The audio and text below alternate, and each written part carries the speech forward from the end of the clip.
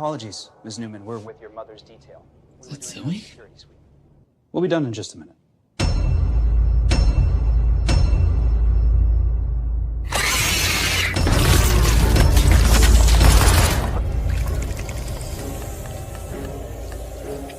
It's okay. We see nothing. Ça va? Non, ça va?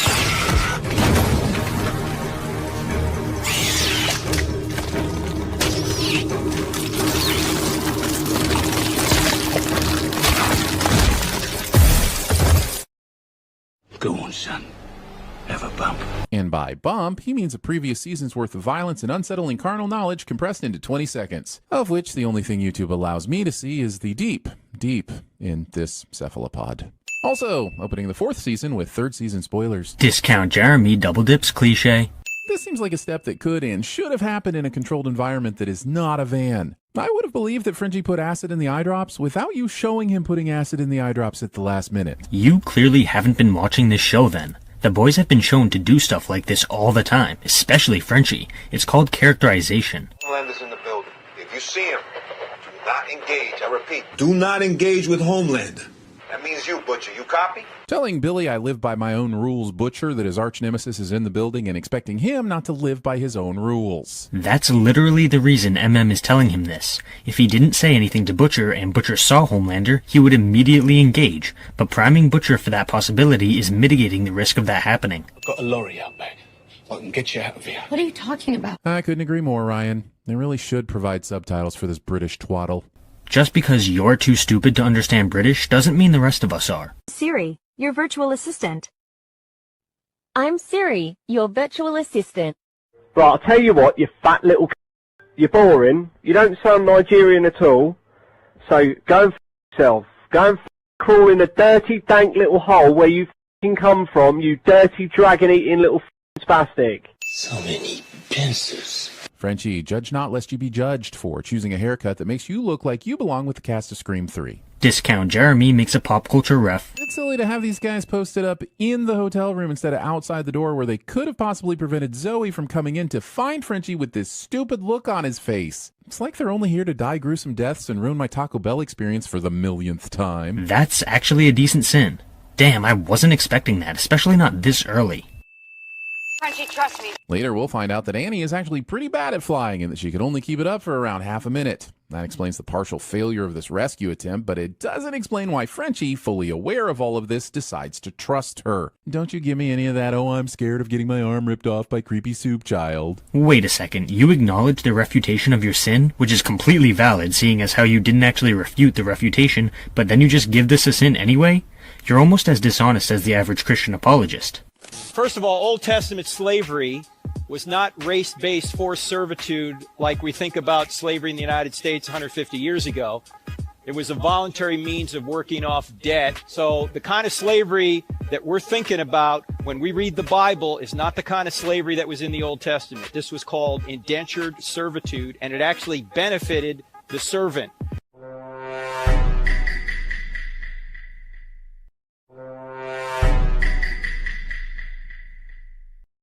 Almost. You shot your own daughter up with V? You turned her into a fucking monster, like you. I'm sorry, that sounds like the pot calling the kettle a teleporting dude with his out. To be fair, Huey made that choice for himself, not a vulnerable human in his care like you did, Victoria. So at best, this is like the pot being mad at the kettle for living in the same moral gray area, but having more fun with it. Right, but the show isn't suggesting that Victoria is correct, just that she thinks she is.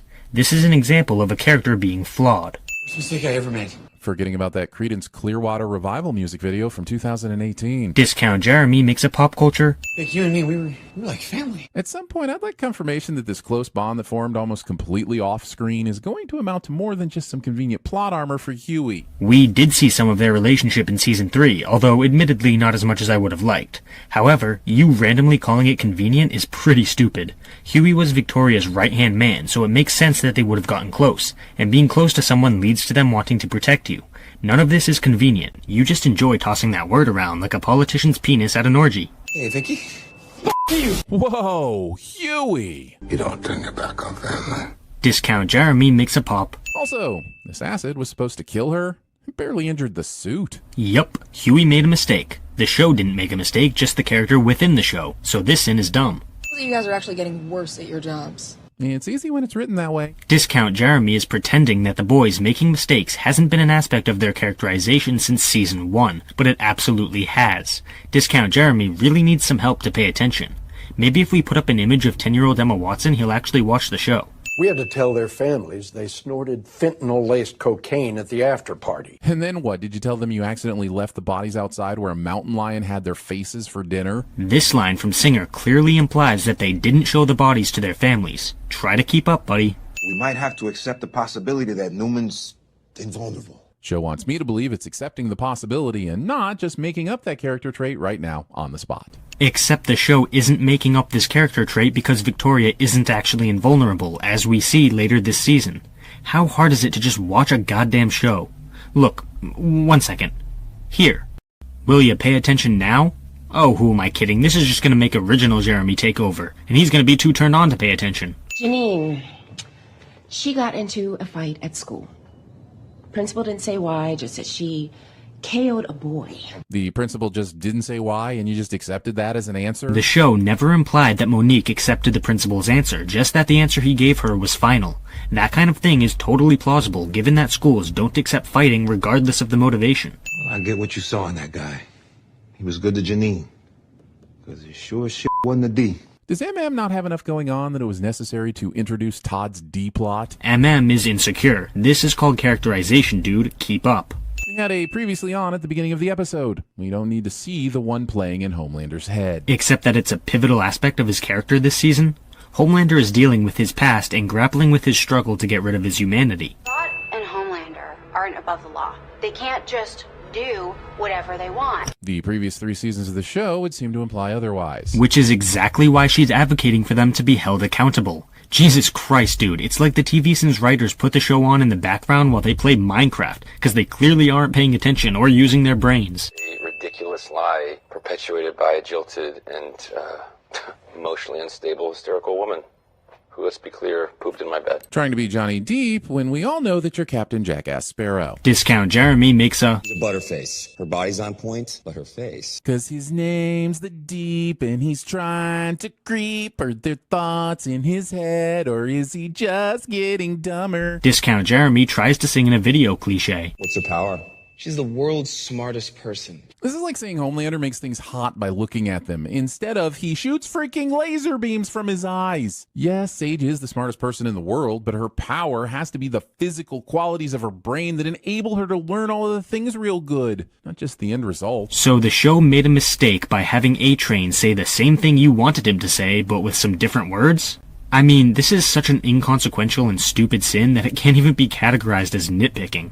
The next 2 sins in a row are both pop culture references. You're the only one that wants him here. And every other fan who watches almost purely because of Butcher's shenanigans. Where are you getting this statistic? Let's be honest, he's probably pulling it out of his own ass, like a politician at an orgy. Oh, you mean that nasty little virus they cooking up at Godolphin? Show says if you didn't watch Gen V, you can go f*** yourself. For the millionth time, this is a connected universe. If you don't want to watch a franchise with a connected universe, then don't. But you also don't get to complain about not understanding things when those things are available for you to watch. No one's donating to the Annie house. It sounds like we sell raisin cookies. You'd sell a lot more if you told the true story of how raisins came into being. They were grapes once, taken by the dark powers, tortured and mutilated.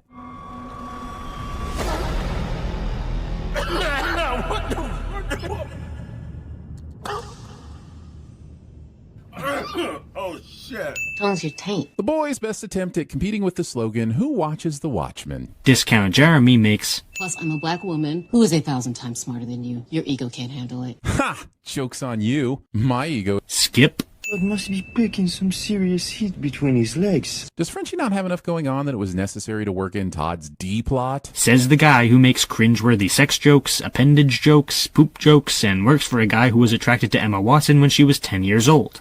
In other words, hypocrisy is hypocritical. It takes them 19 seconds to beat these gentlemen to death. That is way too long for a couple of soups. The show never suggests that the men were alive for those 19 seconds, just that the soups continued the beating for 19 seconds. Stop making random assumptions.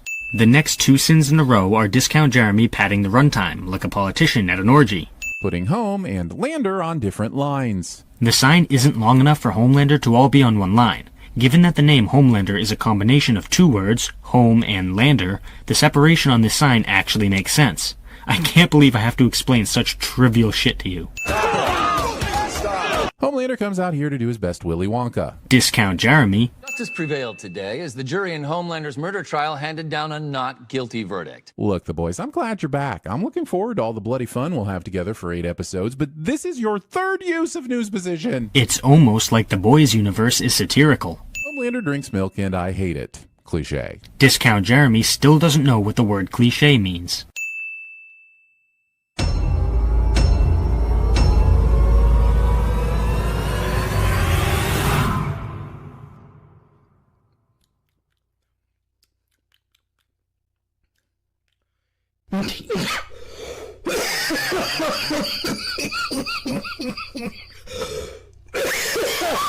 Oh.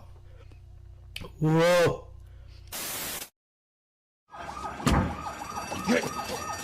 Back up! Back off! Whoa, what the fuck? What the heck are we supposed to do?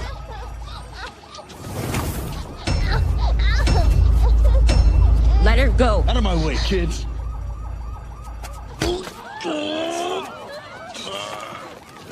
Who are you? My name is Ryan. Dad. It's okay, son. I'm here. We're gonna save America. Together. Holy shit. Thought you were too sick to practice. Casting Will Ferrell so that this cameo can be both a literal and figurative blindside. Discount Jeremy makes a pop culture ref. Most talented superhero I've ever seen. That's an oddly specific way of admitting you've only ever seen one superhero, Will. That's the joke. Now, please, it's me, Coach Brink. The boys once again giving a big old V sign to anyone who doesn't keep up with a decidedly mess spin-off. Once again, Discount Jeremy is complaining about a connected universe being a connected universe. I've explained why this is dumb so many times that from now on, anytime he gives one of these dumb sins, I'm just gonna play a random meme and give him 10 sins. Starting now.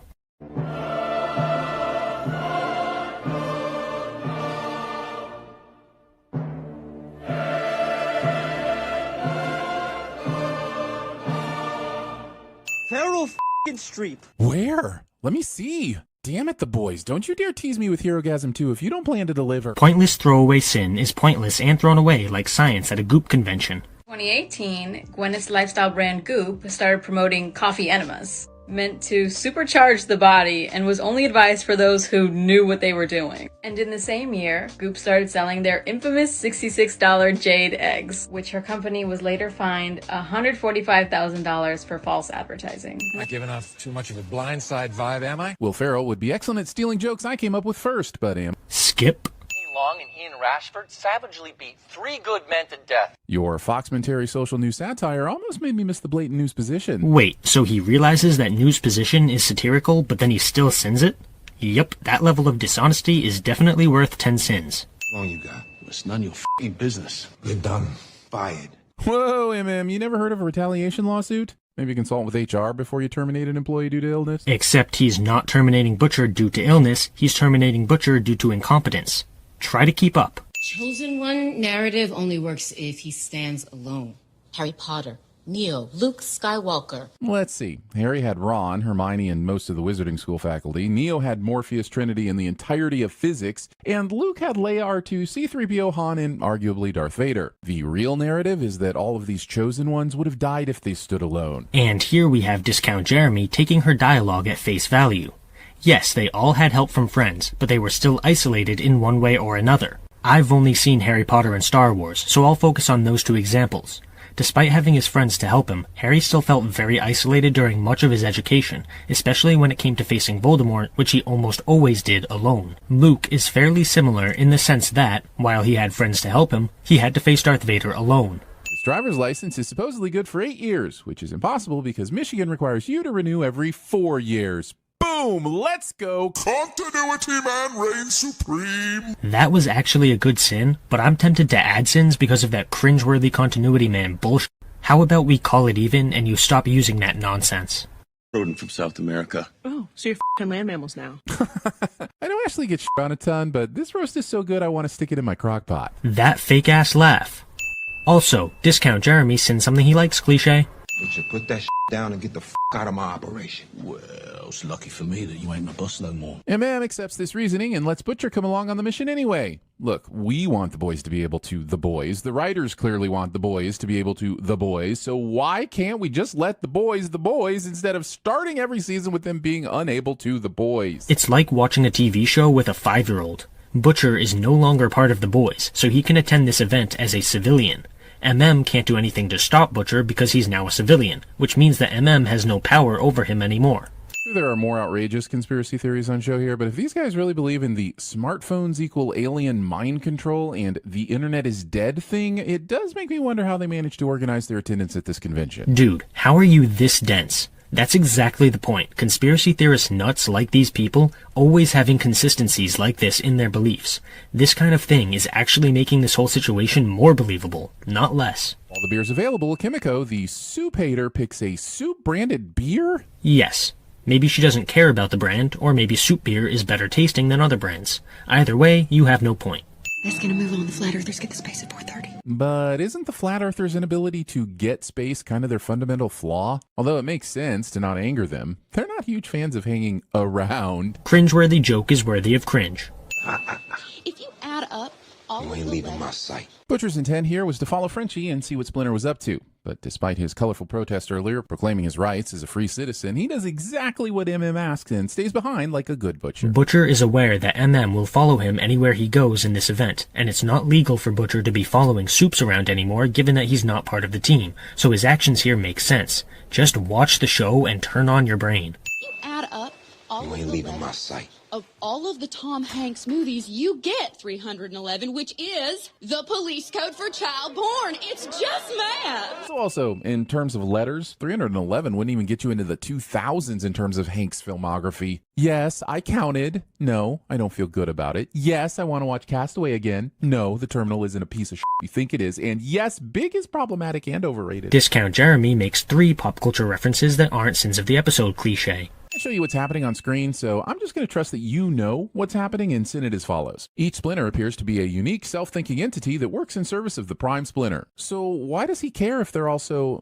satisfied? Why wouldn't he just have them all pay attention to him? Kinks are wild, my guy. This scene suggests that Splinter developed a kink for Splinter orgies because of his superpower. I don't know why you're looking for logic in a kink. Also, I'm kind of shocked that Frenchie and Kimiko are shocked. They've seen a tiny man climb into another man's penis, and yet this enhanced self-love technique leaves their jaws on the floor? Well, they've never seen anything like it before. You're pretending that seeing something wild immunizes you from ever being surprised again. But that's bullshit.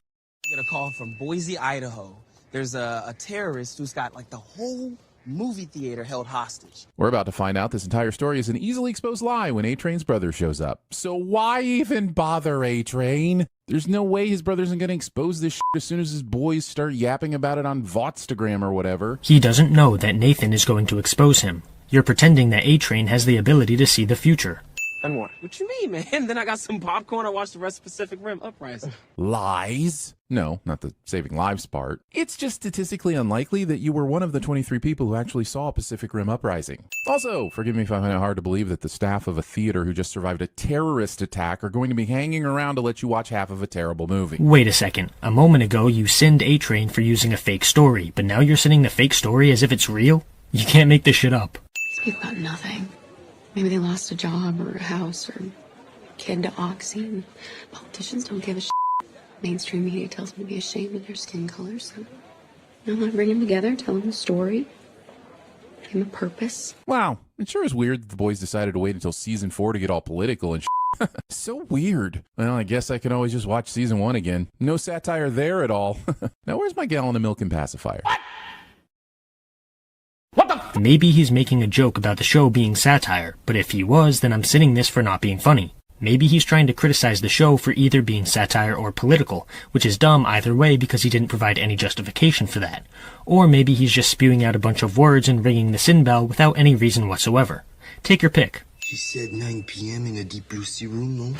I sure did. In order for Sage to have executed this dramatic sentence finishing entrance, she would have had to open the door without anyone realizing, and heard Frenchie, who essentially said this under his breath. Yes, all soups probably have super hearing, so I can believe that last part, but then why didn't Kimiko hear her coming in? That's a decent sin. I'm shocked.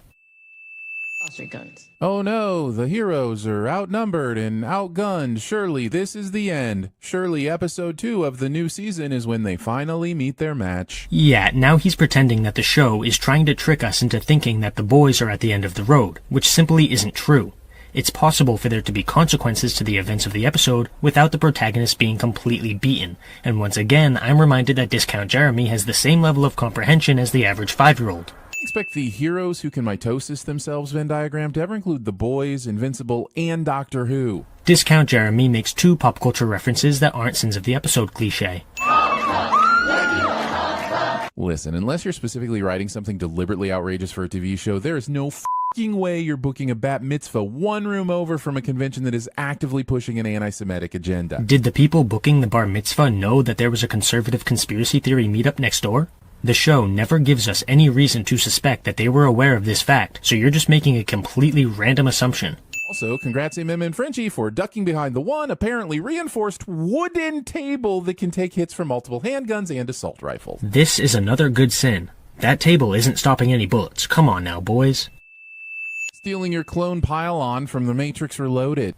Discount Jeremy makes a pop culture... No, not Prime! Then why the f*** was Prime even in the fight? He could literally be in the sauna still analyzing himself, but he chooses to be in the middle of the danger instead. The implication throughout this episode is that Splinter Prime has a massive crush on Firecracker, so he does anything she wants him to do.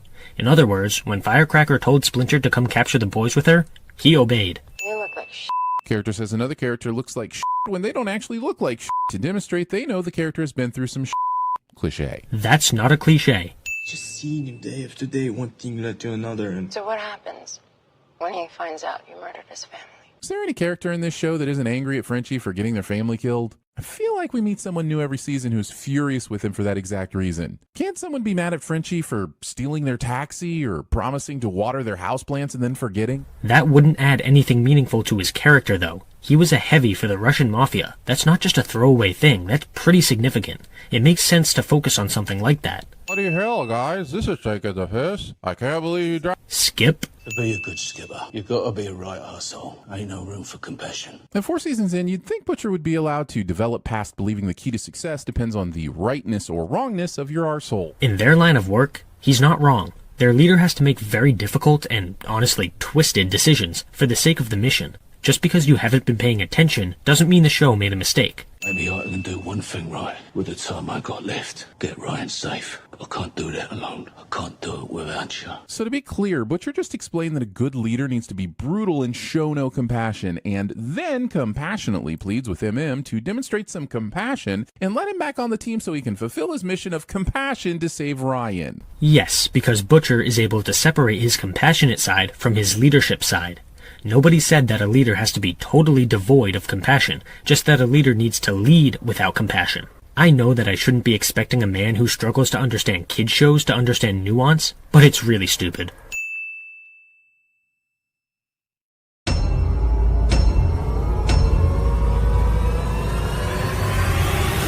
Rate me on a scale from 1 to 10, but first, take a good look. I'm gonna say hard 4. What? That's kind of low. What could be better? Well, your foundation doesn't match your neck, you got fake tits, and your eyes are kind of spread far apart.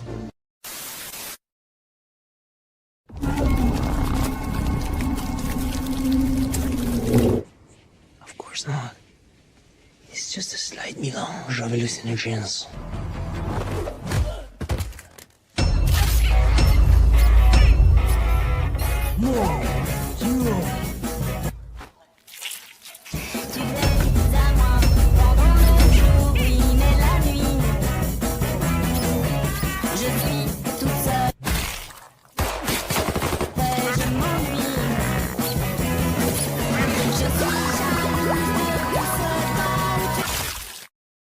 Signs look more like they've been mass-produced by a studio filming a television show than a sign any of these protesters would make at home. You'd be lucky that everything was actually spelled right if these were legit. Everything wrong with the boys, ladies and gentlemen. The signs look really good. Son, He did stop those bank robbers the other day. You saw that video, right? So let's just say I might be keeping that last chair warm for him. Show continues to keep calling its Justice League knockoff the Seven, even though it hasn't had 7 members since Translucent took an explosive up the tailpipe. Yes, because they're supposed to have 7 members, and changing the name of the group would be a massive change that would completely screw over the company in terms of marketing. Also, Discount Jeremy makes a pop culture ref.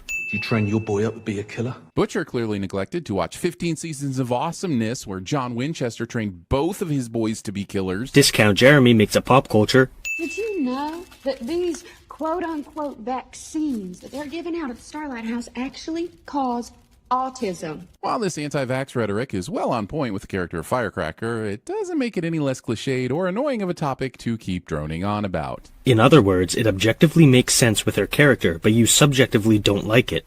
And considering how stupid the TVSins writers tend to be, I don't think anyone with more than 3 brain cells really cares about your opinions. Your mom has power of attorney, and she has to execute your dad's wishes. Awesome. We're getting the nitty-gritty of Huey's legal battle with his... This particular sin is usually reserved for my House of the Dragon videos, but Discount Jeremy complains about the show having a story cliche. Where are the kids? The ones in the basement. It's a bit dated, mate. Skip. How does a chemist know how to disarm a guy like Jason Bourne? Colin clearly does not understand the power knowledge of the periodic table brings to the table. You could roll that periodic table poster up into a tube, and I actually might not know how to chemist. What the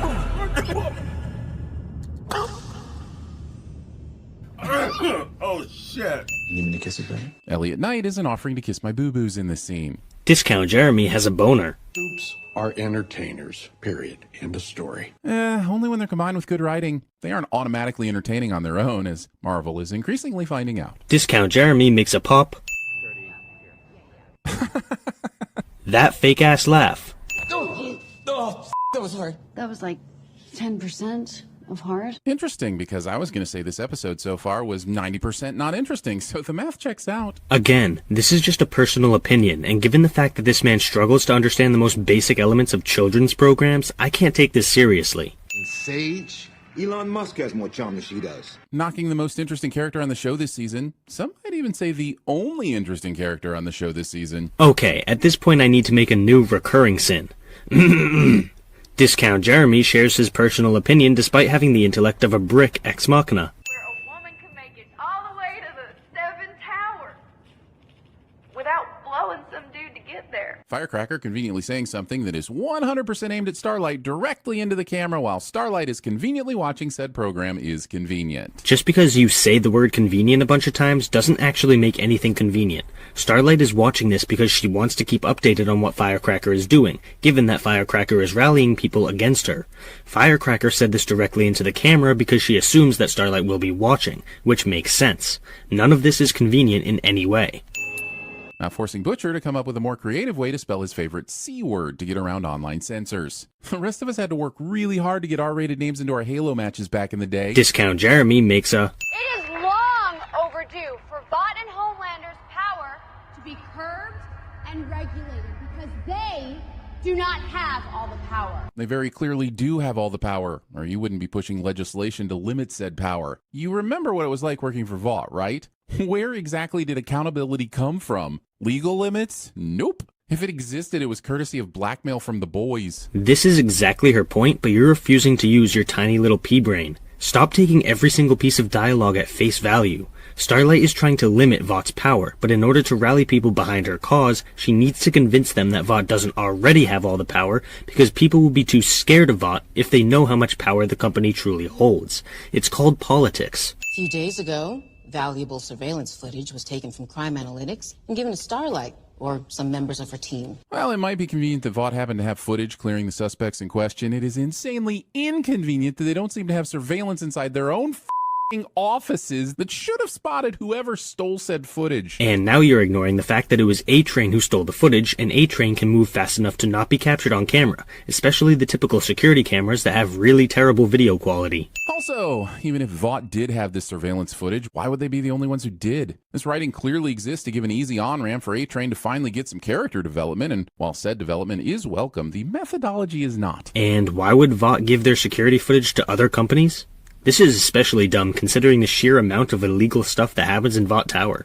Kevin, honey, is that you? Meanwhile, on the adventures of the Deep and Ambrosius, also known as the aftermath of the boys' side stories. Discount Jeremy makes... I could bury you 6 dozen feet under. You could not. Do you have any idea how hard it would... Skip.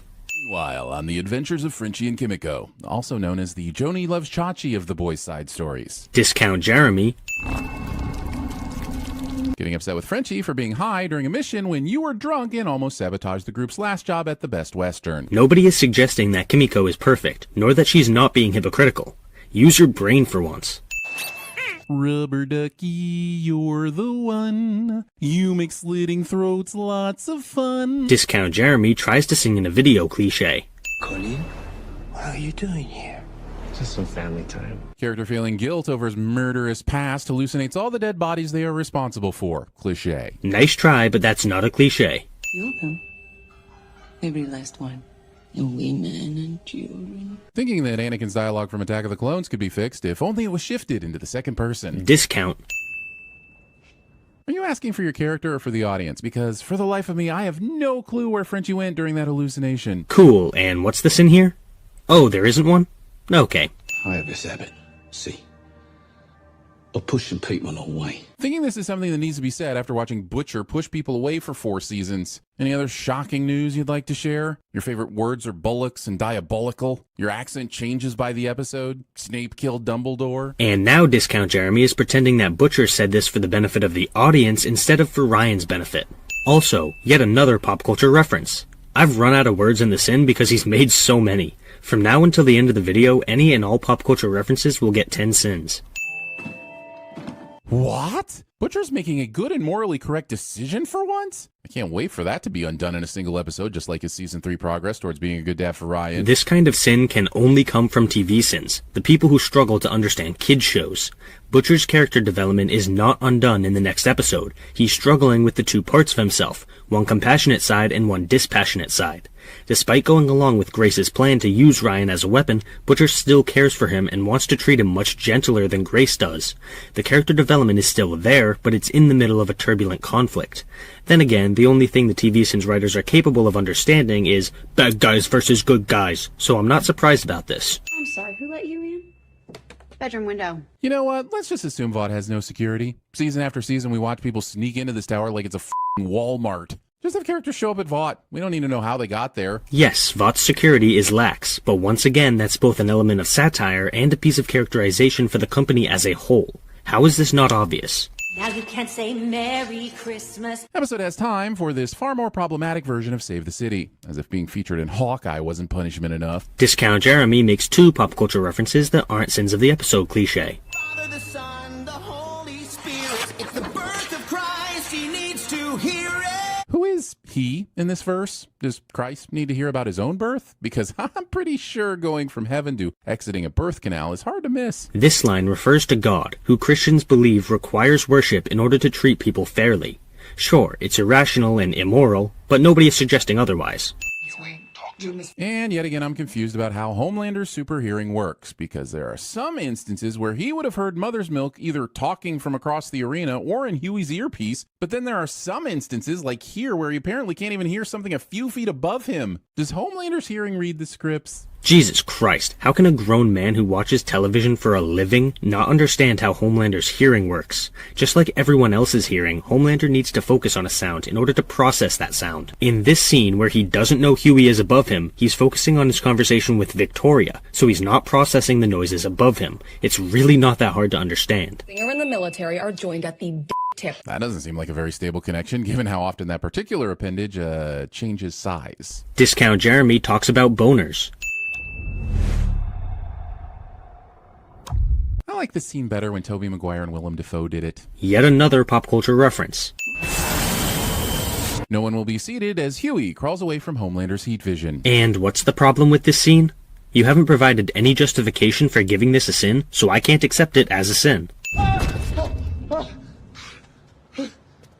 A-Train Ex Machina. Discount Jeremy still doesn't know what the term Deus Ex Machina means. A massive electrical fire broke out this afternoon at Botcoin Arena during a tech rehearsal. Funny, because a massive sinning broke out when a show I love resorted to news position for the 500th time. It's almost like this show is satire. On You need to go home. Thing residents of the island of Patmos told the disciple whom Jesus loved somehow makes it into the episode. That might be the strangest reference he's ever made.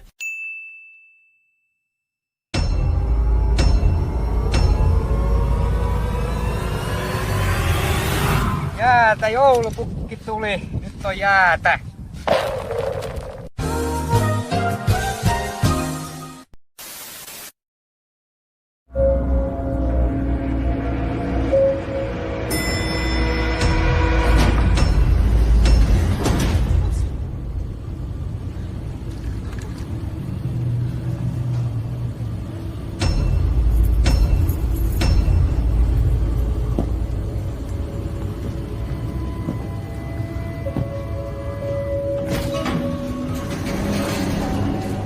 Hello, everyone.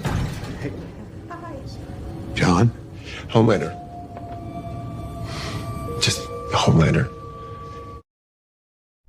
Main takeaway from this previously on seems to be don't get all broken up over America's pube. Cool, and what's this in?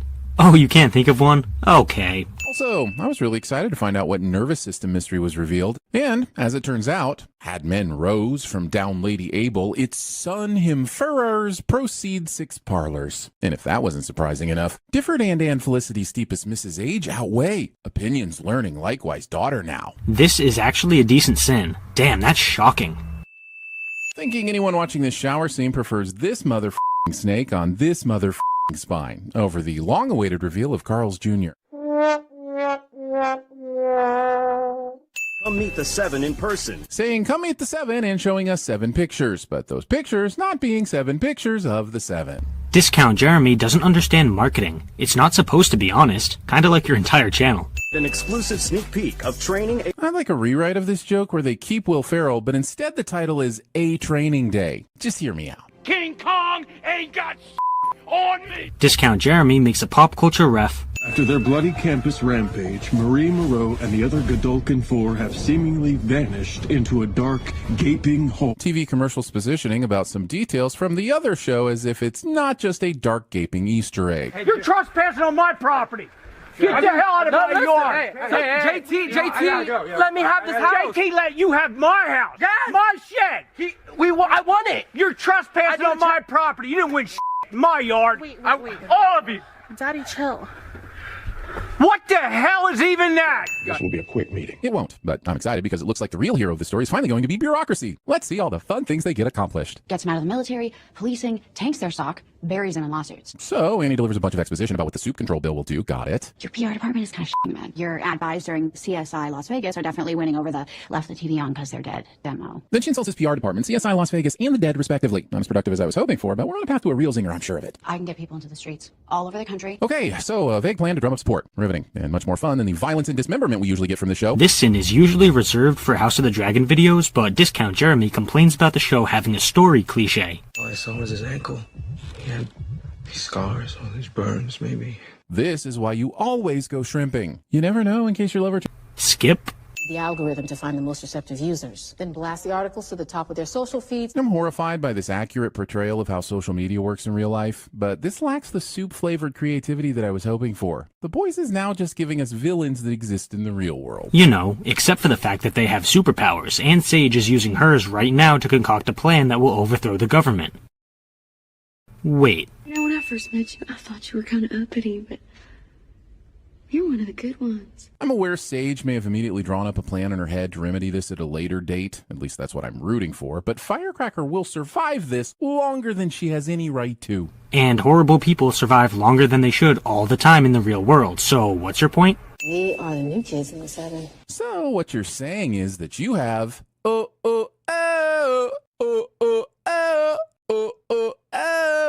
the right stuff. Discount Jeremy tries to sing in a video cliche.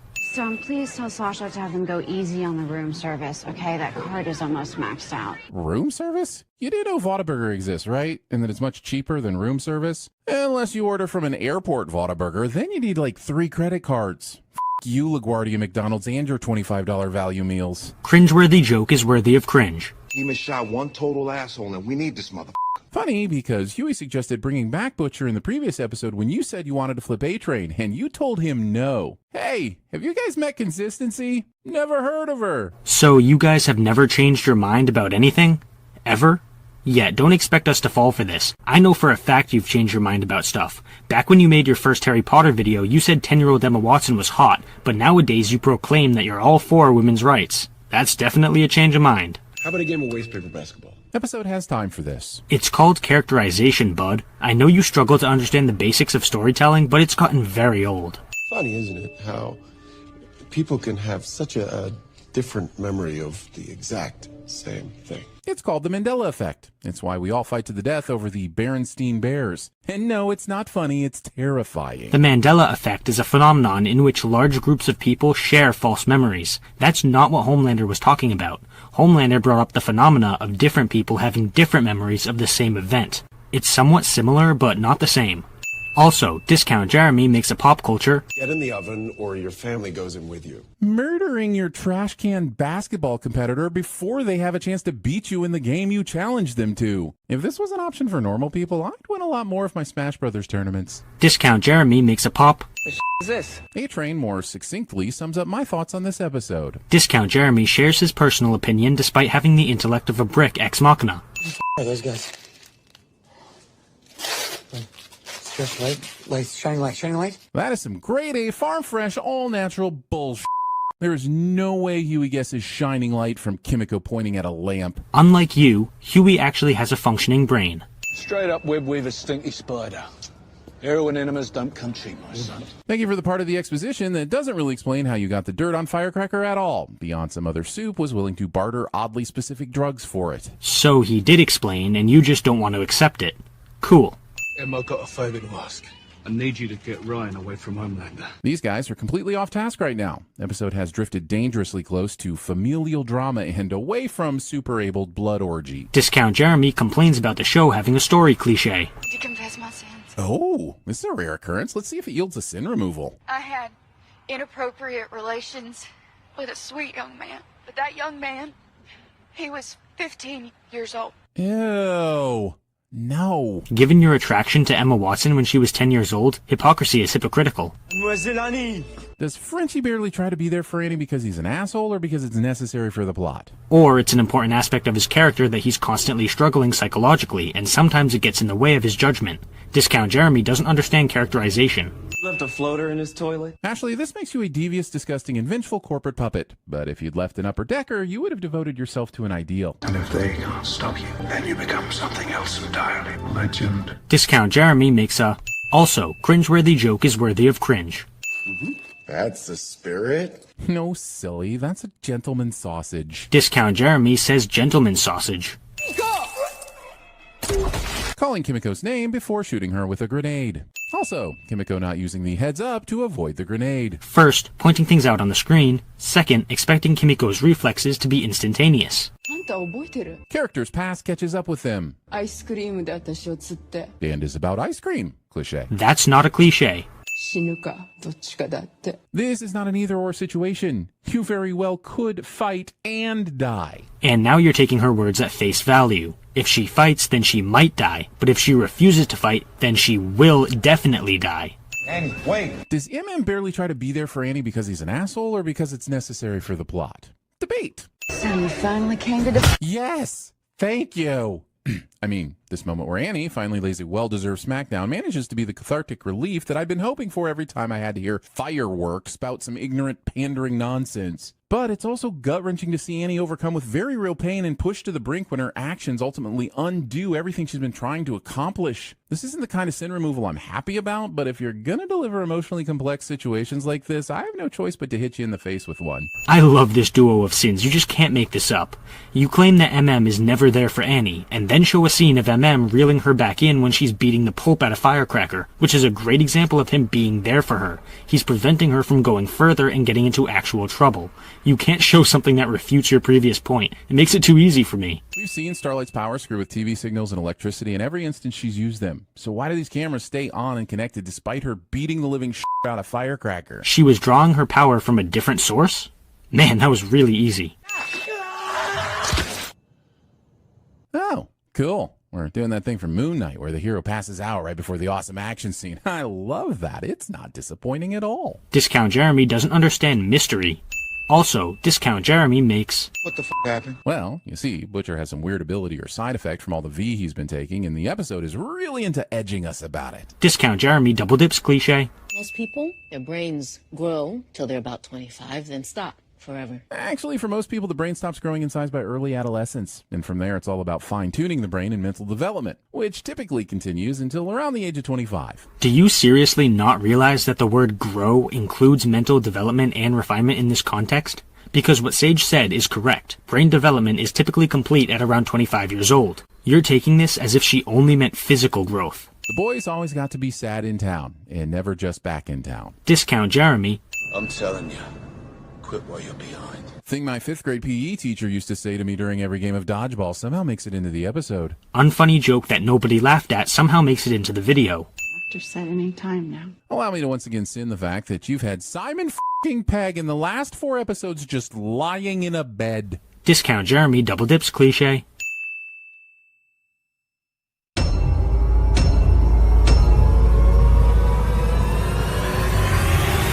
And here's baby boy number 1. 1 more to go. And here he... Oh dear. Oh no, did Dave not make it?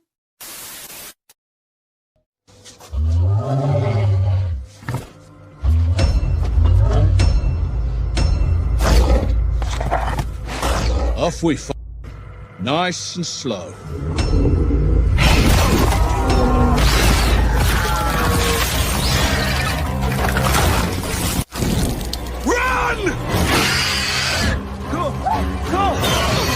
Oh my god. In a world of chaos, some things never change. For example, see narration. Hypocrisy is hypocritical. Considering what we know about Liberty, I can't decide if Budweiser should be grateful for the product placement or suing for the problematic association. Pointless throwaway sin is pointless and thrown away like justice for January 6th insurrectionists. Discord and music plays while Homelander twitches and has a f***ed up flashback cliche. That's not a cliche. Love the out of you. Well, yeah, you're at Discount D23. This is essentially Homelander's mega church, so of course the congregation is rooting for him. So the show made a mistake by being correct? What? Also waiting 5 whole episodes to finally bring Simon Pegg out of his damn coma. Discount Jeremy double dips cliche. That's what you wanted. You fell out of your coma. I don't understand. It's not like it was f***ing labeled. Could have been a shot of blueberry tequila for all she knows. Basically, how this went down is that she saw a container of blue liquid fall out of Huey's pocket, and then she immediately injected it into the coma patient. Not only does Daphne work for Vought, but the V was in a little vial that clearly came from a lab. It's not exactly a leap to assume that it's Compound V. I'm not gonna lose another person I love to this superhero shit. You will. And you know what? It'll happen even quicker if you selfishly insist that the few people willing to fight the superhero should stop fighting the superhero Monique. Oh, so Monique isn't allowed to be a flawed human being anymore? Great. Yet another character you insist must be perfect. You know, it's like a Morgan here. It is not. Morgs don't have Skip. I'm getting blamed for the murder you did. I'll call you a but you ain't got the depth or the warmth. F***ing hell, Butcher. In the name of inappropriate workplace conduct, I can't in good conscience give that a sin removal, but you know, something tells me the sadist in him appreciates the sins even more. That fake-ass laugh. Also, Discount Jeremy sins something he likes cliche. I have found it. The answer to all our prayers. And what might that be? A virus that kills soups. You mean you found the thing that you actually found ages ago and could have mentioned in episode 1, but are only bringing it up now because we need a propellant for the back half of the season? That thing? The thing that won't make any f***ing sense unless you've watched a spinoff? Is it that one? You see, some clever over at Godolphin University cooked up a bug that latches onto the V in their bloodstream. Stop trying to make Gen V happen. It's not going to happen. Well, when life gives you lemons. Now, It ain't juiced enough to kill Homelander. Wait, f***ing what? Since when? Damn it, every time the show creates something that can threaten Homelander, it's all, "Aw, shucks, but now Homelander won't be as scary. We can't clip his wings that much. Let's just make it not matter anymore." Except it does still matter, because they can take out nearly every other soup, and there's the potential for the virus to be modified in order to target Homelander. It's a weapon that needs some refinement. This is insane and desperate, even for you. Didn't you open the season by trying to sneak into a presidential election celebration and replace Newman's eye drops with acid? How is this any less insane and desperate than that? Nobody is saying that it isn't. Stop expecting human characters to be perfect. That footage didn't just run itself out of crime analytics. Am I right? Me still screaming into the void, why doesn't Crime Analytics have security cameras inside the office of Crime Analytics? They do, but as I explained last episode, A-Train can run fast enough for CCTV cameras to not capture him. Also, I guess we're going for a Breaking Bad tension thing here, where A-Train is Walter White and always on the edge of being exposed. Discount Jeremy makes a pop culture ref. Close, Dominic. This won't take long. You see, they're doing that thing where the villain gets to keep some dignity by being on casual first-name terms with the prison guard. I love you, Stan Edgar, but you're not Lex Luthor. Hey, that's 2 in a row. Now we get you out of here. Exonerated. And throw in custody of Zoe. Considering that Zoe probably doesn't want to be separated from her mother, Stan doesn't say, actually, I'll just take the freedom part of the deal. Zoe is adorable, but I have this strange allergy to having my face devoured by Nightmare Squidward. Jesus Christ, that's 3 in a row. Also, now you're pretending that Stan Edgar isn't selfish enough to take this deal without considering what Zoe wants, but he absolutely is. Have this walking tour that goes to all the spots in the Da Vinci Code. Enough! We get it. Huey's dad has terrible taste in everything. After 4 seasons, the show is laying this character trait on thick and is just one pet named after a hated pop culture character away from... You remember when Jar Jar got leukemia? Damn it, the boys. Everything wrong with the boys, ladies and gentlemen. A character is consistent. If Victoria wanted to keep her proclivities quiet, it'd be here. You mean in the first place she knows you'd think to look instead of literally anywhere else? It's weird that you confidently assume this is where the poison will be, and it's weirder still that it f***ing is. You know what's also weird? The fact that you're pretending this is an obvious location when the only person who knows about it, aside from Victoria herself, is Stan. This episode is dedicated to the boys getting Stan out of prison just so that he can locate the virus because it's so well hidden. Does something kind, so we'll think he has a heart, even though the show wants us to know he's a bastard, even though we know he has a heart, even though we know he's a bastard with a heart, and yes, he contains f***ing multitudes, we get it. Cliché. Yet again, that's not a cliché. I don't know why TVSins thinks that inventing new definitions for words is funny. It's not. Nobody's laughing. I think I would have known the minute you and your ankle monitor stepped out of that prison. It is apparently something that none of the CIA agents in the room realized and planned for accordingly. This scene is suggesting that Victoria outmaneuvered the CIA. Look, if you wanted to sin that and could provide some actual evidence of it being a mistake of the episode, then I'd be all for it. But all you've done is watch this scene and said, nuh-uh, that's not good enough. Want to kill me? I'm sorry. Are you upset that I betrayed you? I f***ing love sassy Stan Edgar. Here's a sin for sidelining this beautiful sasshole in prison. That fake-ass laugh. Also, Discount Jeremy sins something he likes cliché. I'm just as excited as you all for this film. That is so close to my heart. Thing Dakota Johnson said on the press tour for Madam Web somehow makes it into the script. Discount Jeremy makes a pop culture. And a white fan streams my movie. See me holding a brand tailor-made to their tastes. Putting aside the pitch-perfect satire for a second, what the f*** is going on in this movie that would allow for the Deep to suddenly be holding a beverage instead of a top-secret file? Isn't that kind of the point? The movie is garbage, so it doesn't really matter. Freudian cesspool. Random impulse and deep insecurity. The 1-star review of my sex tape? Discount Jeremy makes a cringeworthy sex tape joke that isn't funny cliché. The hell is... Feed that f***ing chicken! That fake-ass laugh. Finally! But why did it take so f***ing long for Newman to pop one of these boosted roosters? Because she has to look at them and they were moving around really fast. Do you know how hard it is to hit a moving target? Said he'd steal all the files you had on me if I gave him Ryan. Are you f***ing kidding me? What the f*** is your objection exactly, Starlight? This is a pretty compassionate plan for Butcher. You're talking about saving Ryan, a child, from a life with Homelander in exchange for the evidence you have on Newman that you could probably collect again. This sounds like a Starlight plan. You're missing the point. Butcher acted unilaterally without consulting anyone else, and she's already pissed at him for being an asshole, so everything is just piling up. Notice you're having a little, projectile dysfunction. I'm pretty sure the Bechdel test wasn't originally designed to include metaphors, but I feel like the principle stands. Pointless throwaway sin is pointless and thrown away like immigrant families under the Trump regime. When we said we'd help each other, the leak wasn't Annika, it was me. A-Train spills his own tea in spectacular fashion, surrounded by super hearing soups and to one of the least reliable people imaginable. Okay, it works out for him in the short term, but damn it, if your only ally is Ashley, why isn't he speeding out of there and shacking up with the boys while he can? Because then he'd lose his access to Vought Tower and the resources that come along with it, not to mention a significant portion of his social influence.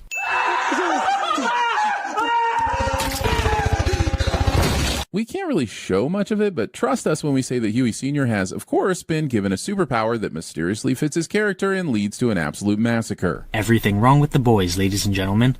The superpower fits the character. So what we see on screen is Huey Sr. phasing into a man in a hospital bed, resulting in an immediate disemboweling. But what happens to the hospital bed? Did he create a hole in that when he turns solid again? Does his power conveniently bend the metal around him? Asking irrelevant questions is irrelevant. Sorry if I was inappropriate. Didn't seem like you meant it. Yeah, that's just my natural tone. Believing that you can pass off being a f***ing creepy dick by claiming to have resting dick voice. Oh, I know it's a thing, but it's not the get out of creep jail free thing you think it is, Adam. And you work for a man who is attracted to 10-year-old Emma Watson, so hypocrisy is hypocritical. Is that a f***ing Vita bull? It is, but don't worry. Newman might have been caught off guard by that initial superpowered poultry fustercluck earlier, but I'm sure she'll be able to deal with one solitary bull. Or perhaps not. Also, as we move into stage 2 of the petting zoopocalypse, I'm wondering why all the animals have the same powers. When humans get V'd, we see all kinds of variety, but all these sheep and chickens seem to be able to do is fly around and do herd murders. You can't make this shit up. He says that Victoria can't handle the bull, and then immediately shows a scene in which the sheep handle the bull before Victoria even has the chance to do anything. The dishonesty is wild. Also, this scene clearly implies that V affects humans differently from other animals. If you're looking for specifics on how and why, then you're an idiot because it's literal magic. We inject it into your dead buddy over here as bait, and then we put him outside to infect the crazy f***ing flying sheep. Okay, putting aside the fact that this would be giving up your best shot at killing Homelander, how can you guarantee this will work? You have to bank on all the flying sheep taking a bite out of this dead guy with the anti-superhero virus in his bloodstream. Is a sentence I just said. That's the only dose. I say we f***ing leg it. And them could die, okay? Or Frenchie. I mean, you really don't care who you just throw to the wolves. I get that Starlight is still on the fritz, but why are we not all looking at Kimiko? We've seen her be blown into chunky pieces and still be able to heal. Why are we sending her super strength and invulnerability out to end the Farmageddon? I played both of these sins together because I wanted you to see the underhanded move he pulled there. He complains about their plan being bad, then sees Butcher advocating for a different plan, then sees Starlight pointing out the flaws in Butcher's plan. The point is, there's no good plan here. They're desperate and have to take drastic action. As for Kimiko single-handedly killing all the sheep, that's an extremely tall order. They're flying and she has no ranged weapons, meaning she'd have to take them out one by one as they attack her at high speeds. Sure, she probably has unlimited attempts given her healing factor, but it would take a really long time, and during that time the sheep could potentially break through the barn door. You clearly haven't thought this through, and it's really annoying that I have to do it for you because you're too lazy and or dishonest. So do you have to use all of it? Like, can't you just save a tiny little splash so you can cook up some more? The less they use, the less likely it is for the sheep to become infected. Remember, Dr. Shaw said this was one dose, meaning one whole of an effective dose. Anything less than the full needle would potentially not be effective enough. Nothing is gonna happen to you. Making promises you can't keep. Huey ends up being right in this scenario, but if Huey Sr. really wanted to kill Daphne, there's not much Huey could do to stop him. Discount Jeremy doesn't understand emotional comfort.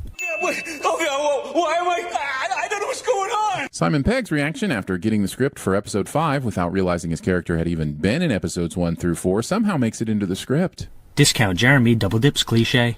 Something wrong with me. I can't stop it. I f***ing love Simon Pegg's performance in this episode, but, and it's a big but, this is a rough f***ing end for Huey Sr. One of the few remaining characters of genuine innocence is now responsible, accidentally or otherwise, for the death of 2 random people. Way to f*** up the poor guy in his last moments. On the upside, Huey gets to kill his own dad and finally have a traumatic event to draw from to motivate his character. Just what he was missing. This is literally the point. How can you be this dense? Compound V destroys everything it touches in one way or another, and Huey's dad becomes another victim of that. I have no idea why you're expecting the show to be all sunshine and unicorns with Hugh. Also, Discount Jeremy sends something he likes cliche. Did you not secure the back entrance? The collective IQ of the people in this room has to be somewhere over 9,000, and nobody thought to lock the back door or check they weren't bunking with any slaughter sheep. That's actually a decent sin.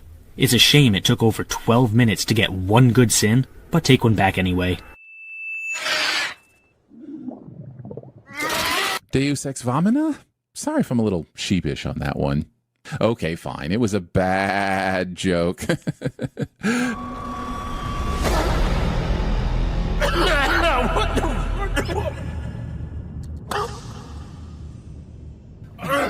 Oh, shit. Deal was a pardon for the virus. No virus, no deal.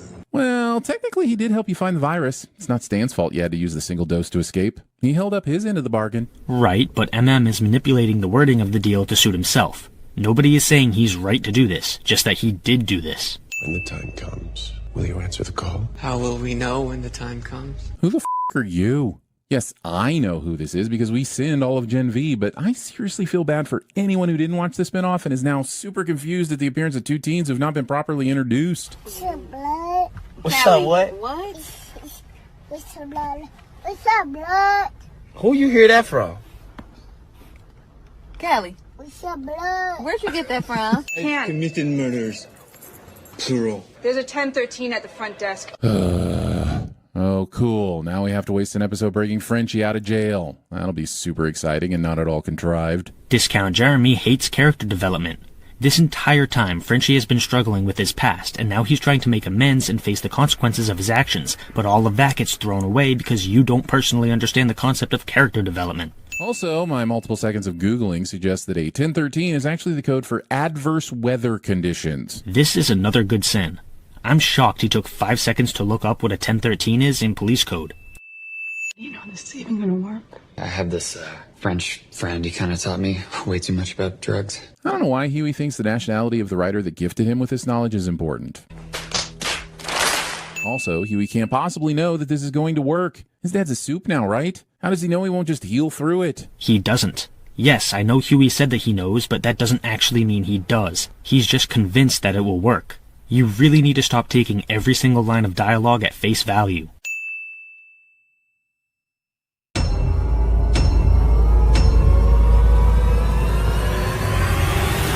Boys, set the terror level at code brown, because I need to change my pants. This is beyond our wildest dreams. Man, dude just gave us a silver bullet. We can wipe them all out. Billy, you cannot go along with this.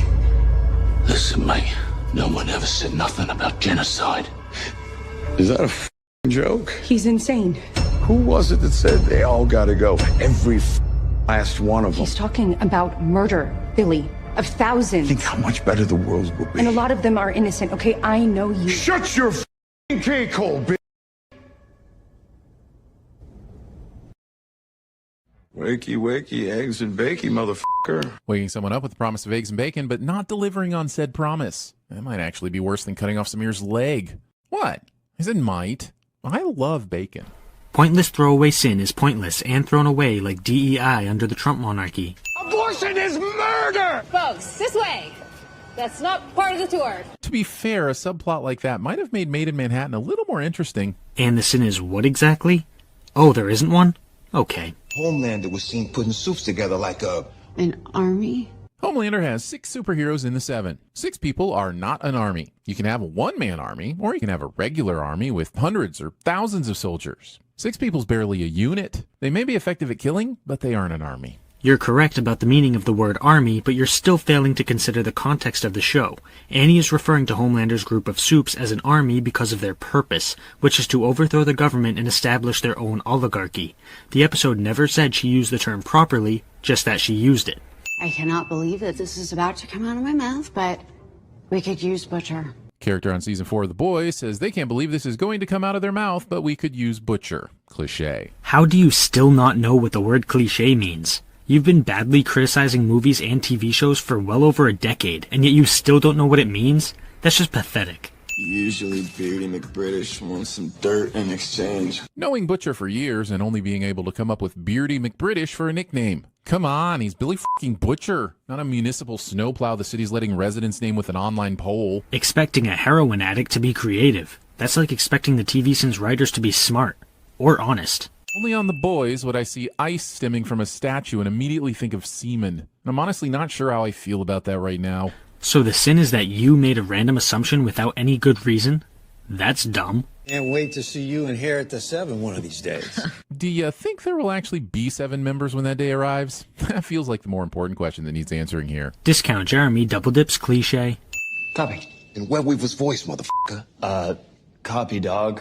Huey sounds exactly like Huey, but just adds dog to the end of what he said, and MM thinks this will work. And it actually does for a lot longer than it should. I mean, the difference between Huey's voice and Webweaver's voice isn't astronomical, and nobody is going to be expecting this kind of deception, so it's not that much of a stretch for this to work for a while. Oh, the 7 are here. And Homelander doesn't hear Huey say that because the show still has zero clue how to handle Homelander's ability to hear fucking everything. And this sin right here demonstrates that you're still too stupid to understand how hearing works. I've explained this multiple times, so I'll keep it brief. Homelander has extra sensitive hearing, but he still needs to focus on a sound for his brain to process it, and right now Homelander is having a conversation with someone, meaning that he's focused on that person rather than on Huey. It's really simple, and it blows my mind that a grown man is too dumb to understand it. Got the original Beatrice still Uncle Tom's cat? You do not. The story was originally published as a serial in a newspaper. So what you have there, at best, is a first edition of the 1852 publication. Except that you don't even have that because the first edition publication was released in 2 volumes. This is actually a well-researched sin. If you could put in the amount of thinking for the rest of the video as you did research for this sin, then your channel might actually be decent. Unfortunately, sins like this are very few and far between. You know what's funny? I hate sacking. Is there a punchline coming? Because that's not very funny. Hypocrisy is hypocritical. You ever meet a black ninja? I feel like the more important question is, have you ever met any ninjas? Because if you have met a ninja, I need that story ASAP. Pointless throwaway sin is pointless and thrown away like trans athletes from women's sports under the Trump oligarchy. Alright, split up. Did you learn nothing from Fred Jones? Did anything good ever happen in Scooby-Doo when they split up? Discount Jeremy makes a pop culture ref. Actually, we know if the rape is legitimate, the woman's body has a way to reject that pregnancy. Forcing me to confront the reality that this was an actual sentence spoken by a real politician. Considering the fact that you work for a man who thought Emma Watson was hot when she was 10 years old, hypocrisy is hypocritical. Also, complaining about being faced with this reality is pretty much just denying that real people actually think this is true, and these people need to be educated on this topic, not ignored. When you ignore stuff like this, it just lets the problem fester. I stayed up the next 3 nights, discovered a cure, presented my research to those satisfied fat crackers.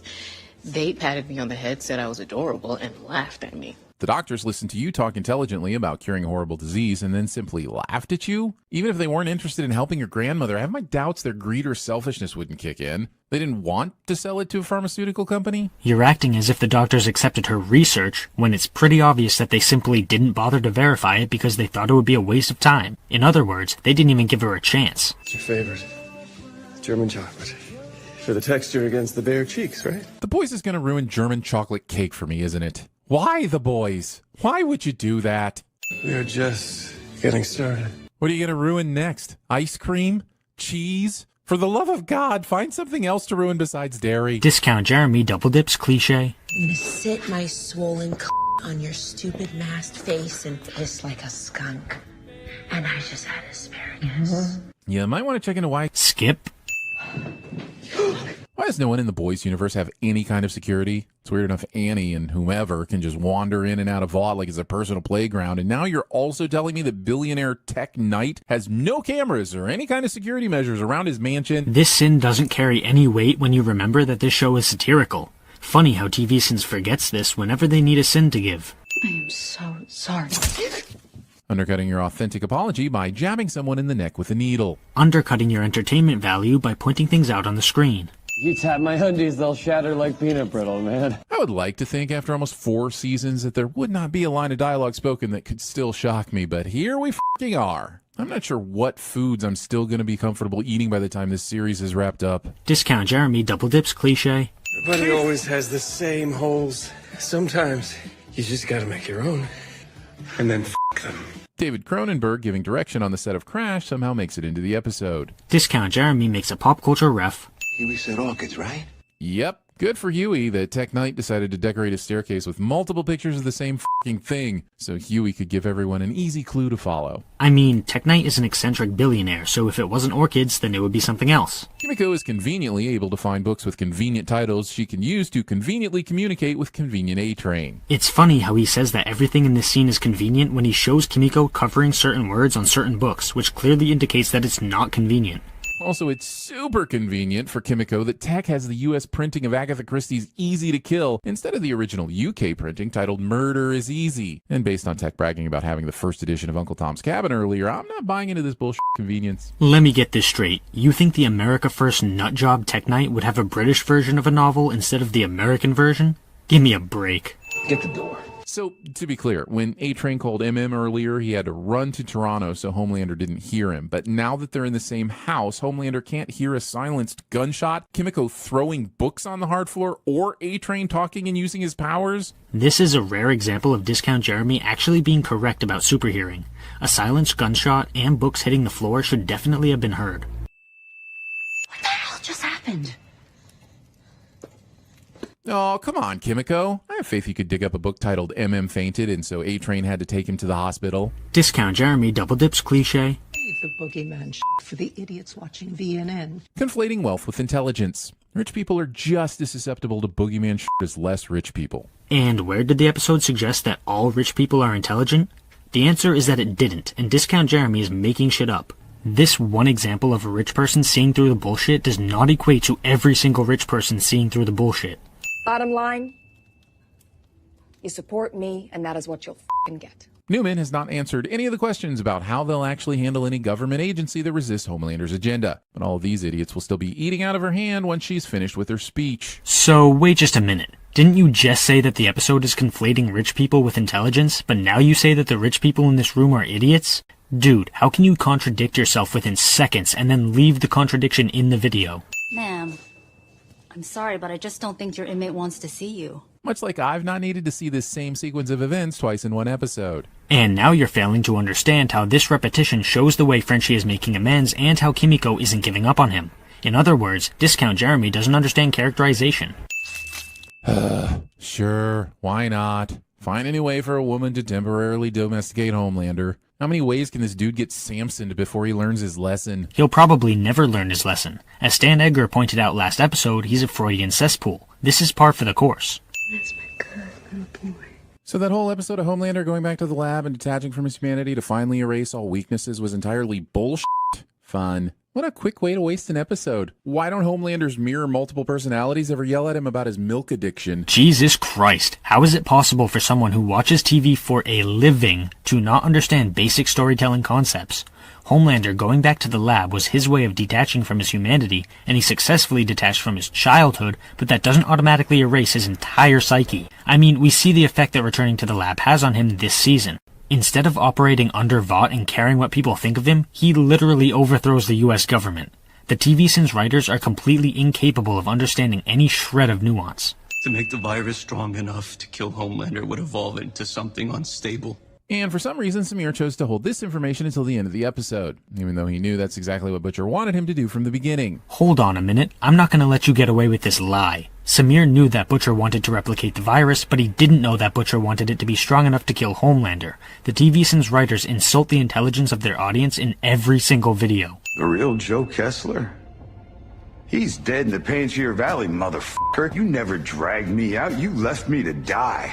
Story is scraping the bottom of the creative barrel with this surprise, you've been talking to yourself all along, in addition to the talking to yourself that you knew you were doing cliche. Not only is this not a cliche, but you also didn't even bother to back up why you think this is a bad thing.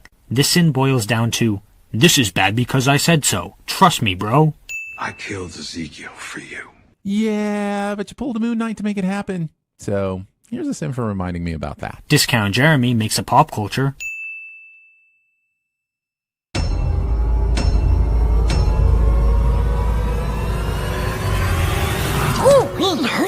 We know safe paths for horses. Safe paths in the dark. Shut up! I didn't say anything. We wasn't talking to you.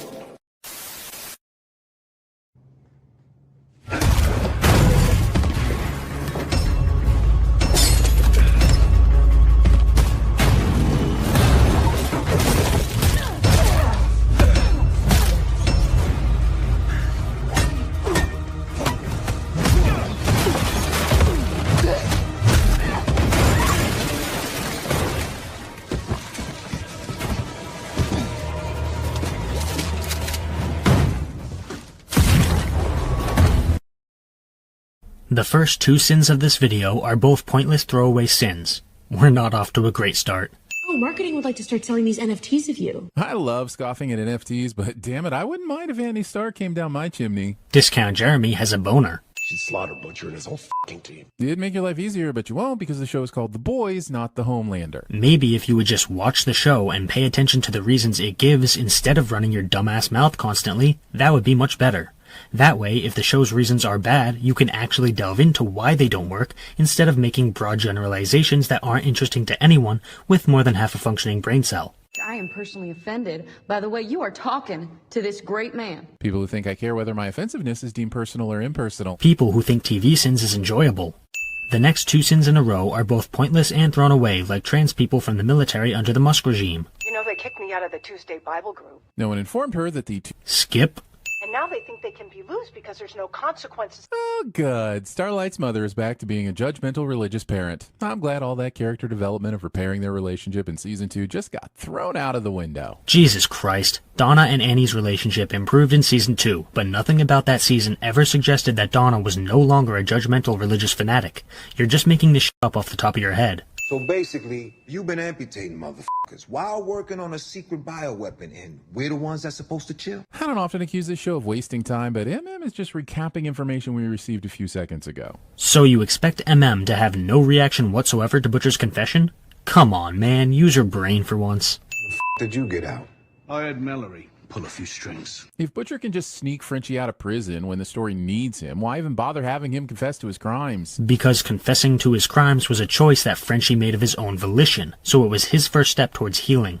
Getting out of prison wasn't Frenchie's choice, so his character development still holds up. He made the decision himself, and that's what matters for his character. In fact, the very next clip you play proves that Frenchie still wants to stand by his choice. I'd rather a jar of fish and lars than to be free. How are you this dense? I'll have a dig around the back. Is he going to poop in the alley? A presidential rally on January 6th. Oh, the boys. Subtlety doth be your blade and shield. Why is this a sin? They're clearly not trying to be subtle. They're making fun of the MAGA insurrectionists, and that should warrant a sin off, if anything. Now Butcher shouts, "Oi!" instead of pulling out his gun and doing something as the attacker runs right by him. Expecting a human being to have the reflexes of a goddamn cat. I mean, Butcher saying oi is his way of expressing surprise, which should have tipped you off to this. And he gets a good look at the shapeshifter's current form and clothes just before she goes out the door, and she is only a few steps behind, but none of that matters because apparently once outside she activated a cloaking device. At least that's the only reason I can come up with for why no one out here is startled or at least a little confused. And don't give me that New Yorkers don't get startled malarkey, because at any given time the reality is that 30 to 40% of people on the street are tourists and a good 50% are transplants from somewhere in rural Illinois. This sin overstayed its welcome by several sentences, but more importantly, I guess running away is no longer a thing that can happen. For the next sin, Discount Jeremy plays a clip from the episode and then rings the sin bell without saying a single word. The problem is this. Either there's no valid sin here and TVSins is being dishonest once again, or there is a valid sin here but they decided not to talk about it, which would have been way more interesting. After you eat, we'll adjust your centrifugation numbers. Technobabble a la Professor Frenchie. Usually when people complain about technobabble, it's because the dialogue is a bunch of fancy-sounding science words that don't actually mean anything, but centrifugation numbers are actually a real thing. Centrifugation is used to separate particles from a solution based on a variety of factors, such as viscosity, density, size, etc. It would have taken you 5 seconds to look this up, but I guess that was too much work for you. Necessity is the MILF of invention. No one ever talks about invention. Skip. The knife you were wielding certainly made a noise when it plunged into your opponent's body. Not speaking and being silent isn't always the same thing. She was obviously referring to her voice not being used. TVSins loves being pedantic when it allows them to force a pointless sin out of the episode, but it's just boring and cringeworthy. How can we move on? I don't know, but why must you do it on an empty stomach? Will you for once just eat the food? Pointless throwaway sin is pointless and thrown away like human decency under Christian nationalism. Kevin, I can't breathe. Kevin! After the Deep breaks the tank, Ambrosius begins gasping for air and dies in all of 61 seconds. When earlier we saw them lying in bed and she was comfortably not dying for 52 seconds. So, once we add some time to include the lovemaking, that brings us up to around 65 seconds that we've seen Ambrosius surviving out of the water. Now, the internet's a little cagey about how long an octopus should be able to survive, but the general opinion is longer than this. That's actually a good sin. It really shouldn't have taken more than half of the video to get one good sin, but at least we got one. What, dude? I can barely understand you. Your accent's insane. The Deep would be excellent at the English or the worst at speaking English sins. Admitting that you're just as stupid as the Deep, although your self-awareness is refreshing. I do not respect your truth. I do not honor and cherish your story. And I do not f***ing apologize. Damn. Show really just rolled us all the way back to season 1 to show us that we can force someone to publicly admit wrongdoing, but that doesn't mean they will truly be sorry or make any meaningful change in themselves. But now I have to deal with the reality that we can force someone to publicly admit wrongdoing, but that doesn't mean they will be truly sorry or make any meaningful changes in themselves. This same thing happened in the previous episode, so here we go again. Denying the horrible reality of this situation isn't going to help anyone. The only way we can improve the way that people view and handle these kinds of situations is through confronting the problems and educating people on them. What TVSins is showing here is that their whole sensitivity to women and minorities act is nothing more than performative. The Deep survives this, or the Deep is so weak-willed that the juxtaposition of how physically strong he is has become borderline unbelievable. Seriously? This is what's unbelievable? When you have a scene with a man flying and being bulletproof, you're focusing on a little bitch who acts like a little bitch despite his physical strength? Come on, man. Must be a real weight off your shoulders, huh, Annie? But if I'm going to protect you two the way I have to, I can't. I don't think it's necessary to keep torturing MM, but if you have to do it, could you maybe try something new and just let the man have a family? So you want the show to completely abandon MM's central conflict. Why? You haven't presented any reason for this massive proposed change.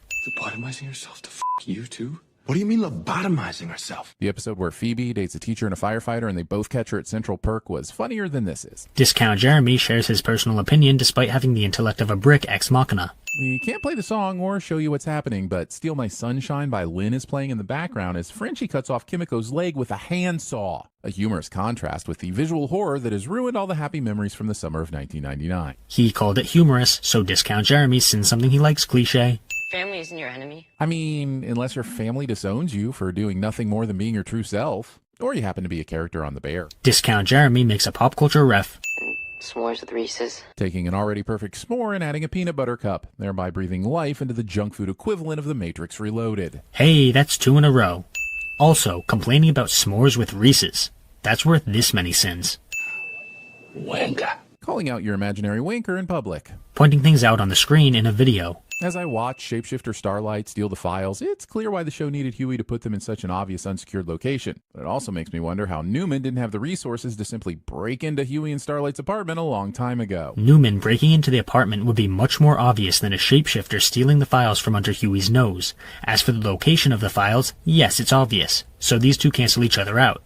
And you may find yourself living in a shotgun shack. And you may find yourself in another part of the world. And you may tell yourself, this is not my beautiful house. And you may tell yourself, this is not my beautiful wife. And you may ask yourself, well, how did I get here?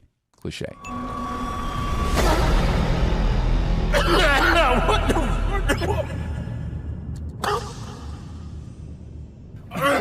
Oh, shit. Also, that's not a cliche.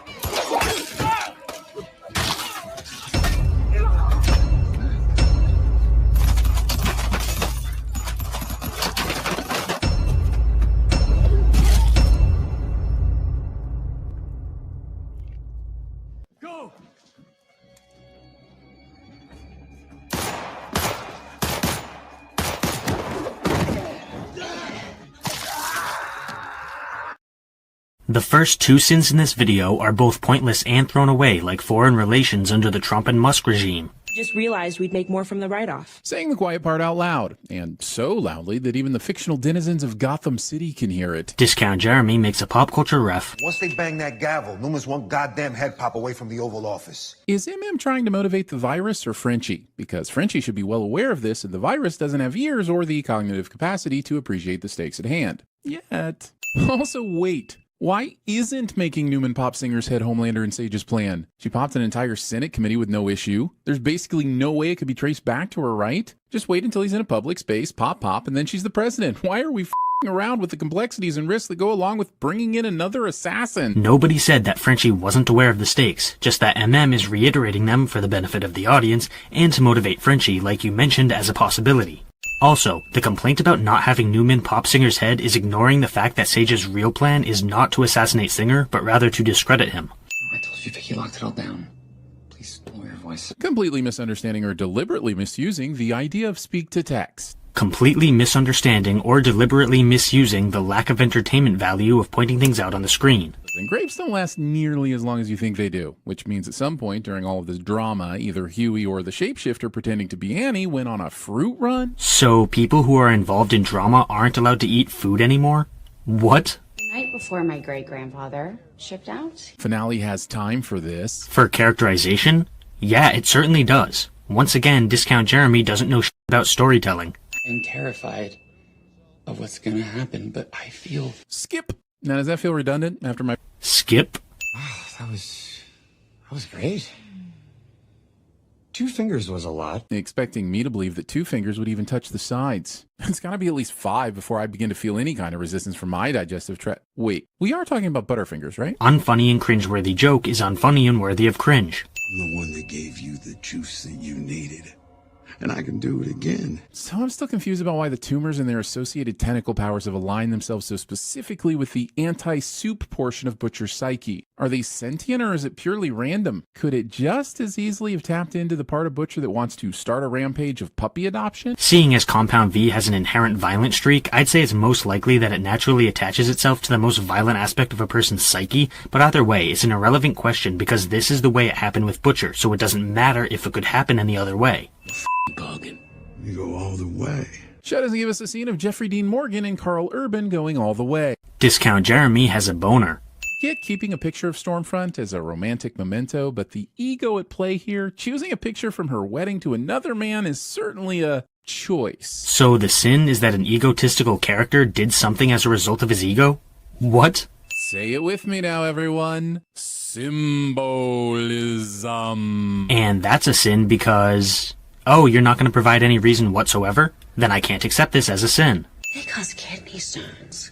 The size of jawbreakers. Okay, but she's a soup. Even if she can't get kidney stones, wouldn't she just pass them forcefully and with lethal precision? Because if not, that's creating a gaping hole in her abilities. How so? Care to explain? No? Then I can't accept this as a sin. No? Then why aren't your powers working? Because someone on the writing team hates fun. And believe me, that's the kindest assumption I could make, given that this season has decided to mostly neuter the only 2 female members of the boys for most of the season. And Discount Jeremy fails to understand the character development at play. Starlight has a massive identity crisis during this season, and this emotional turmoil caused her powers to malfunction. How can a man who watches TV for a living not understand simple things like this? You weren't even the original choice to kill Singer. Probably because it's needlessly risky to kidnap Starlight, replace her for 10 days, hope she isn't discovered, and then find a way to make sure your fake Starlight can get close enough to kill Singer while not having any of Starlight's actual powers, all to make her look bad. Homelander and Sage want to frame Starlight, which will only strengthen their far-right movement. Sure, it's super risky, but then again, they're trying to take over the United States, so it's going to be risky no matter what plan they choose. Steakhouse, where the birds get their babs out when they bring you a ribeye. You can give me all the context clues in the world, and I will still never be certain what the Butcher is talking about. Admitting to your own stupidity is quite refreshing, but you're still stupid, so... I'll go to the Topless Steakhouse for you. Spoiling the final post-credit scene of Season 5 at least 2 years before it happens. Foreshadowing is just fancy spoiler. Pointless throwaway sin is pointless and thrown away like free speech under Trump and Musk's oligarchy. Victoria here is a superhero. Now it gets interesting. Interesting indeed. Although some might argue that waiting until episode 8 to get interesting wasn't the best tactic. Discount Jeremy shares his personal opinion despite having the intellect of a brick ex machina. To get reelected in 4 years. Article 2 of the Constitution. New world, new rules. By that logic, why give a shit about anything? Why isn't Homelander rolling in there, killing Singer himself, and taking over? Why even bother with Newman? I know we've asked this question a lot, but since he's now talking about ripping up the Constitution and doing away with elections, the "well, I'd rather be loved" excuse is wearing a little thin. How are you this dense, especially with all the current events in the political world? Yes, Homelander would rather be loved. He's trying to discredit both Starlight and Singer so he will still be loved. Homelander doing things like assassinations is a last resort for the scenario in which his main plan fails. However, doing away with the Constitution and freedom will not lose him support, and that's not unrealistic. It's basically what's happening right now with our current administration, and MAGA still loves their cult leader, who is a horrible felon.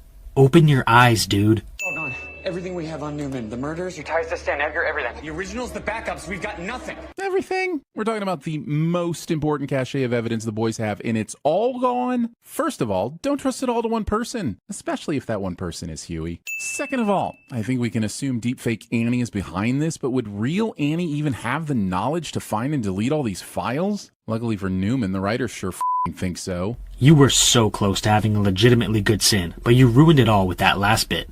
Why would it matter if the real Starlight has the ability to delete the files? The episode is clearly showing us that the Shifter has the ability to delete them, so Starlight's ability or inability is completely irrelevant. My dad would find me. Not this time, kiddo. Your lack of specificity concerning how this time would be any different is quite damning. Homelander has found Ryan twice now in 4 seasons. It's almost like he has superpowers and the resources of a multi-billion-dollar company. And nobody is suggesting that Mallory is correct here, just that she thinks this is true. Me for wondering why the ego of a man who is actively collecting his alabaster trunk foliage isn't also wounded by his milk being publicly served to him in literal baby formula bottles. Remember when Stan Edgar mentioned Homelander's psyche being a Freudian cesspool?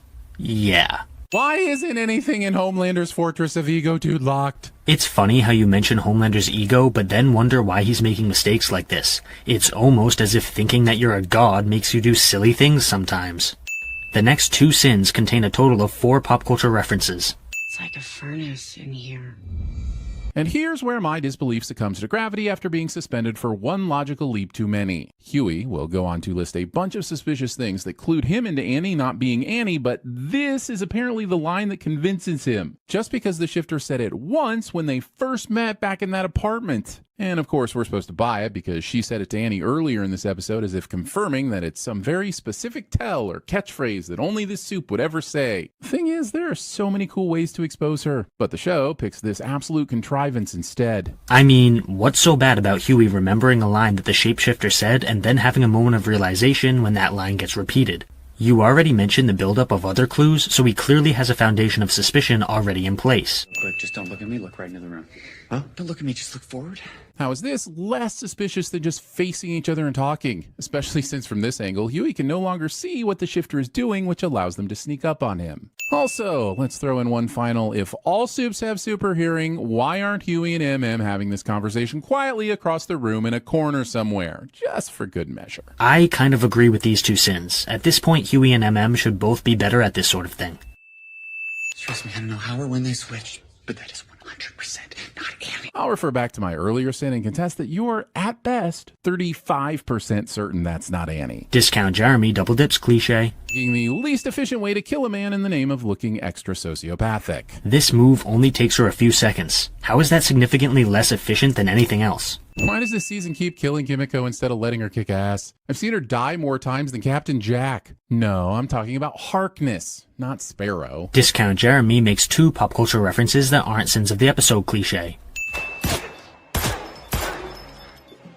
Deus Ex Machina. And Discount Jeremy still doesn't know what the term Deus Ex Machina means. But I do know that I'm the bitch beating your ass. The superpower of timing your suffocations with quippy lines. The superpower of pointing things out on the screen. We have not failed. I will end Singer myself if I have to. Then why haven't you? Discount Jeremy double dips cliche.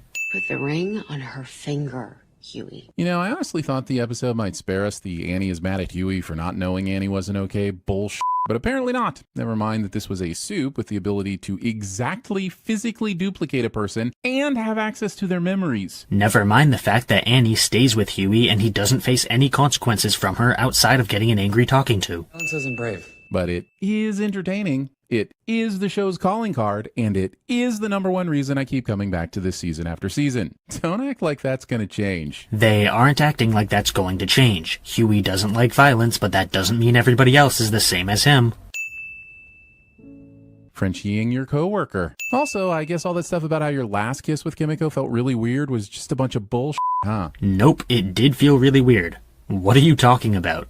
I can hear you. I spent at least 5 minutes making a chart and tracking the Connect 4 placement through each scene, and I'm sorry to report they're all consistent, unlike when we send the game in Season 3. So here's a sin for whichever The Boys writer watched our videos and adjusted accordingly in the next season to deprive us of a sin. Discount Jeremy sins consistency. Ryan, you're strong. He's stronger. We'll train you. Mallory instigated this conversation by saying, We are out of time and out of better options. so if the next step is to train Ryan to take on Homelander, how does time have anything to do with it? Either way, he's not going to be ready for years, right? Yeah, but Mallory could very well be saying that they need to start the training right away. After all, the more time he has to train, the better he'll be later on. These walls are 6 feet thick. Did you not realize that when you came in? How did you not realize this wasn't a normal hospital when you came in? Because he wasn't paying attention to the walls? Dude, this is a child. Why are you expecting him to behave like a careful genius? Well, guess that's the end of Vicky's story then. No, don't worry. I'm totally fine. I totally didn't want to see the boys gradually build up a badass anti-7 soup roster of their own. No, seriously, I'm totally fine with the tension of a senior politician popping heads at will that's been teased for multiple seasons ends this suddenly. Yeah, this death was super disappointing. Newman had so much potential for the next season, but suddenly she's dead in a very underwhelming way. Butcher could have demonstrated this ability on anyone else, like the Deep or Black Noir, but instead they got rid of Newman? Come on. This is the plan. Just had to keep a few bits to myself. You know, the bits you'd f up by, being you. Okay, it's been hard to send Sage throughout the season in case some of the things that appeared to be f-ups actually ended up being part of the plan, which is exactly what happened. So here's a sin for that headache, and let's take a minute to break some of this nonsense down. All of these sins are pretty damn weak. Just because everything happened this way and Sage achieved her end goal does not mean that everything went according to plan, or even according to her contingencies. Given the fact that she's a super genius, it's entirely plausible that she would be able to scramble in order to fix issues. To conclude this thesis, Sage uses her super intelligence to predict up some spaghetti logic plan that guarantees victory. She then manages to insulate that plan from any number of ways that Homelander could have f***ed it up. She apparently has contingencies in place for everything from her being fired, to Firecracker farm fresh milking, to Octobutchie, and who knows what else. Look, I know that predictive modeling is a thing, but you could be the smartest person in the universe and still not be able to take all those factors into account and end up with a win this big. There's a difference between being smart and Doctor Stranging the future you want most. Here's the thing. Sage was underdeveloped this season. This season could have made her a Joker-like master planner, which would have made total sense given her superpower, but instead they don't give her much screen time. If your sin had been for that, I would have removed one, but it wasn't. President-elect Robert Singer taken into custody by federal agents. That fake-ass laugh. And Annie has her powers back. Well, you know the old saying, better late than entertaining. Discount Jeremy still doesn't understand character development, and he shares his personal opinion despite having the intellect of a brick ex machina. Going full lock in your car and not allowing your imaginary friend to sit in the front passenger seat. Discount Jeremy makes a pop. As we conclude another finale staring into Butcher's eyes, I'm left contemplating. Skip.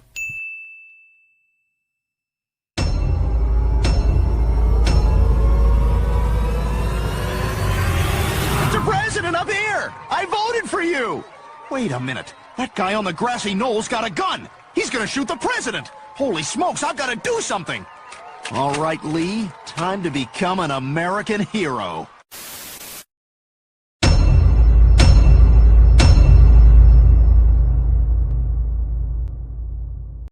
So let's say, for the sake of argument, that all of the water levels around the world rise by let's say 5 feet over the next 100 years, say 10 feet by the next 100 years, and it puts all the low-lying areas on the coast underwater. right? Which, let's say all of that happens. You think that people aren't going to just sell their homes and move?